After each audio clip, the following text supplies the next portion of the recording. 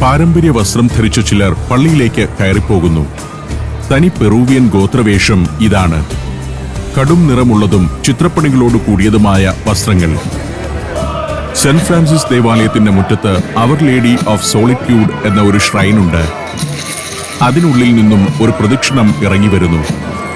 വിശേഷപ്പെട്ട ഒരു പരിപാടി ക്യാമറയിൽ പകർത്താനായതിന്റെ ആവേശത്തിലായി ഞാൻ. പ്രദക്ഷിണത്തിന്റെ ഭാഗമായുള്ള പ്രച്ഛന്ന വേഷക്കാരുടെ ഒരു പരേഡ്. അവരുടെ വസ്ത്രങ്ങളും തൊപ്പിയും കൈവശമുള്ള ഉപകരണങ്ങളുമെല്ലാം സവിശേഷമായ കലാരൂപങ്ങൾ തന്നെയാണ്. മുത്തും കിന്നരിയും അലുക്കുകളുമെല്ലാം ചേർത്ത് പ്രത്യേകമായി നിർമ്മിച്ചെടുത്തതാണത്.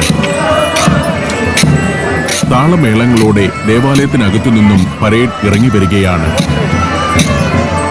ഞാൻ ലിമയിൽ വന്നിരിക്കുന്നത് ഉചിതമായ ദിനത്തിൽ തന്നെയാണെന്ന് മനസ്സിലായി. ഒക്ടോബർ 8. ഇന്നൊരു ആഘോഷ ദിനമാണിവിടെ. ചരിത്ര പ്രസിദ്ധമായ ബാറ്റിൽ ഓഫ് അൻഗാമോസിന്റെ വാർഷികാചരണ ദിനം.